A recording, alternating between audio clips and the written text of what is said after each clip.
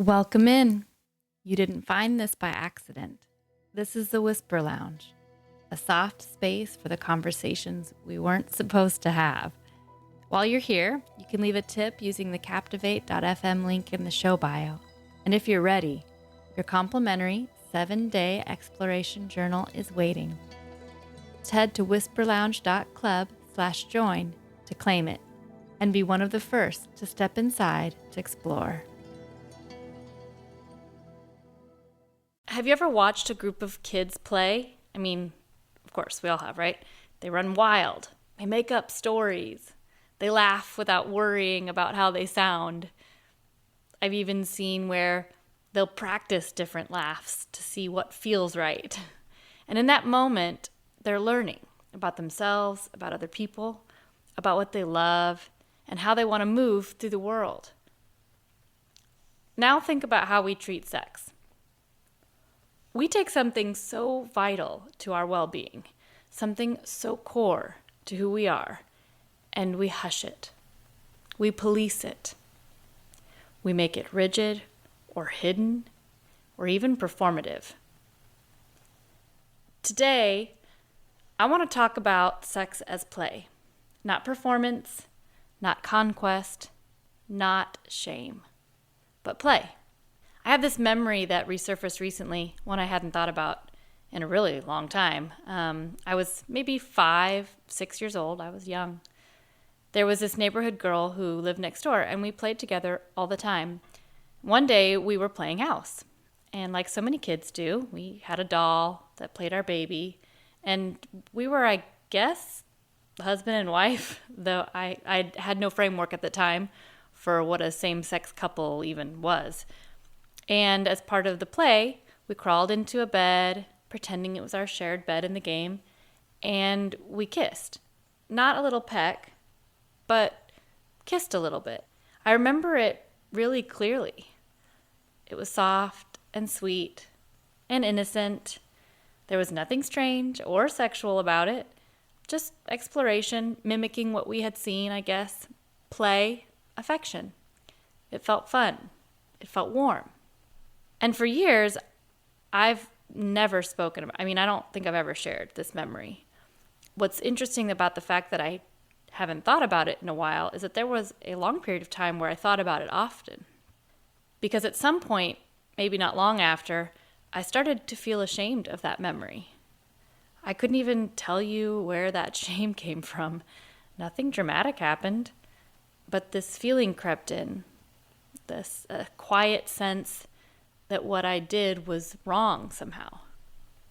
Isn't that wild that something so natural, so curious and human became something that I hid from myself? And now, knowing and relating to the part of me that's bisexual, it's just fascinating. That moment was maybe the very first little whisper of that part of me, and I buried it. Not because it hurt, but because somewhere I learned to be ashamed of play. There's no argument. Play is essential to development. For children, it's how they test boundaries, build social skills, and make sense of the world. It's creative, it's emotional, embodied. There are even classes that teach parents how to play with their kids. That's how important play is. But as we grow older, we get told to, quote, grow up. And for some reason, that means leaving play behind, even in the places that would thrive from its inclusion. In our sex lives, it's absent.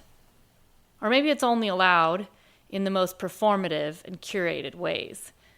But I've come to believe that play is just as important for adults, especially when it comes to sex, because sex isn't just biology or mechanics. It's emotion, identity, connection, expression. It's the place where curiosity and creativity should be welcome.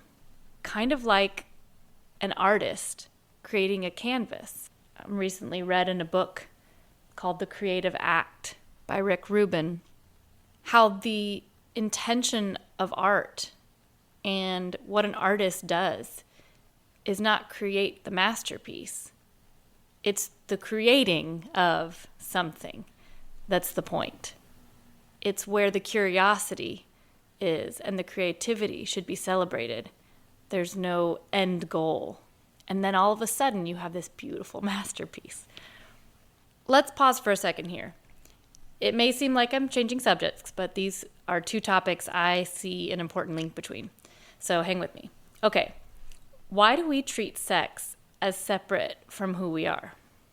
We talk about mental health, physical health, emotional intelligence, but sexual well-being, that gets pushed into a corner, even in relationships, sometimes especially in relationships.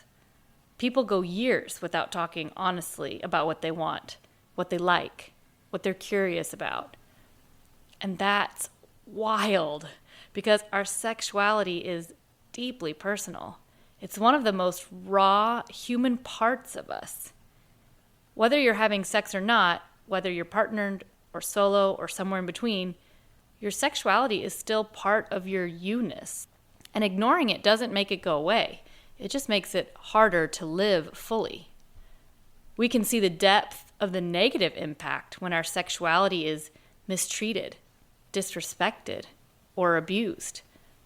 The intensity of the damage that can cause points directly to the importance it must play in our psyche and identity.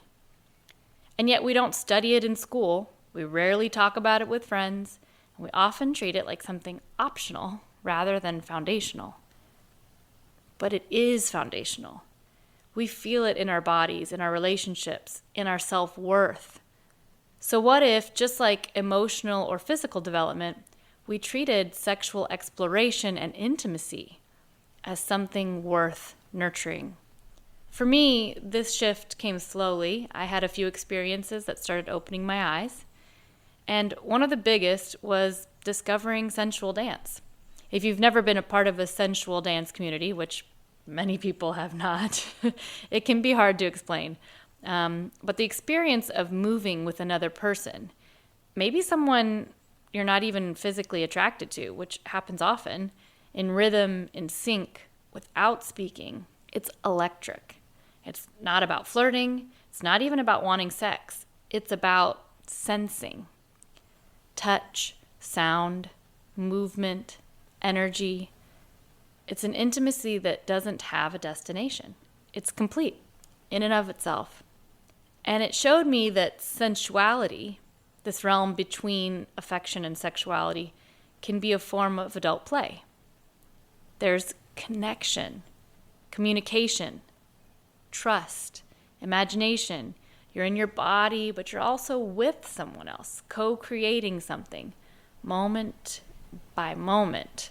It's playful, but not childish. And it reminded me that sex can be like that too. Not every sexual experience has to be serious or goal-oriented or even orgasm-focused. It can be spontaneous, ridiculous, joyful, tender, silly. It can be free. Now this is important. This kind of ambiguity, this space between affection, sensuality, and sexual attraction. We've talked about this in another episode, but it's something that I think many men in particular struggle with. Not because they're less capable, but because of how they're socialized. From a young age, boys are often taught to limit their emotional and physical expression. Don't cry, don't hug too long, don't be soft, don't hold hands, don't kiss anyone on the lips. And when it comes to physical intimacy, especially with other men, it's often immediately coded as sexual or taboo. So they lose access to a whole range of expression: tenderness, playful touch, non-sexual affection, sensual movement. And when they do experience arousal or desire, it's often funneled into a narrow definition of what sex is supposed to look like. Goal-driven, performative.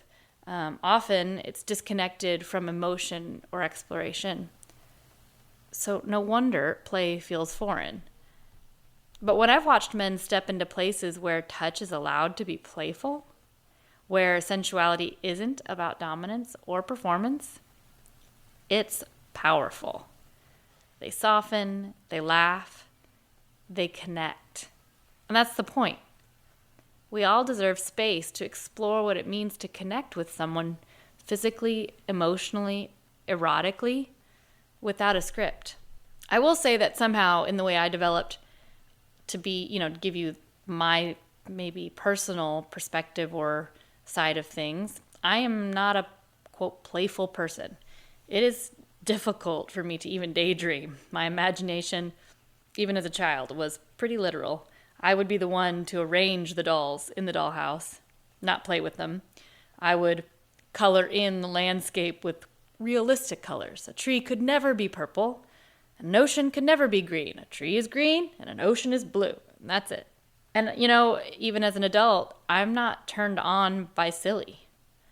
I do not enjoy role play, acting, or pretending in a sexual situation or in a sensual situation. But I am turned on by exploration and emotional safety and other things. I share this to hopefully create even more freedom, even within the framework of play. We may think even play has to follow certain rules, but it doesn't. The point is to simply explore and observe. There is no success or failure in play. So let's imagine, what would it look like to reclaim sex as play? To invite curiosity instead of pressure. To try new things not because we have to, but because we want to. To laugh during sex and not feel embarrassed. To enjoy touch without always needing it to escalate. To create erotic experiences the same way we used to build sandcastles or play dress up. Not for a purpose, but for the pleasure of the moment. I think it could change everything. It could bring more joy into our bodies, more creativity into our relationships, more honesty into our conversations. And maybe, most importantly, it would let us see sex not as something to fear or control, but something to live through. So here's what I want to leave you with. Play is how we grow, how we bond, how we remember and learn who we are. Your sexuality isn't a side note. It's not a luxury. It's not a secret you have to keep buried. It's a living part of you, worth exploring, worth celebrating, worth playing with. Whether that means dancing sensually with someone you just met, cuddling with no agenda, or laughing during sex because your body's made a weird noise. That's real. That's connection. Let it be playful. Let it be yours. So, if sex can be a form of adult play, creative, curious, joyful, why don't more of us experience it that way? Why does something so human, so central to our identity and well-being carry such high emotional, relational, and even moral stakes? It's hard to explore when everything you could want has to be experienced with one partner. And what if that partner isn't into it? What if your curiosity clashes with their comfort zone? What happens to desire when the container it's allowed to exist in is so small? And that's where I want to go next, because I think sex and possession, especially the way we've been taught to conflate love with ownership, have done real damage to our ability to be sexually healthy, expressive people. In the next episode, I want to talk about that, about how societal expectations, monogamy, and gender roles even often cut off our ability to play with sex.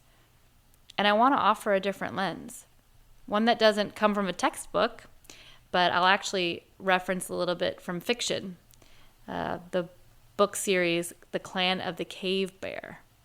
It's a matriarchal, pre-modern sexual framework that might feel strange, maybe even wild, but also kind of free. What would it look like if sex wasn't owned? If it wasn't tied to hierarchy or morality or permanence? That's where we're headed next. So before I go, here's something for you to reflect on. What's one way you could bring more playfulness into your relationship? But hear me out.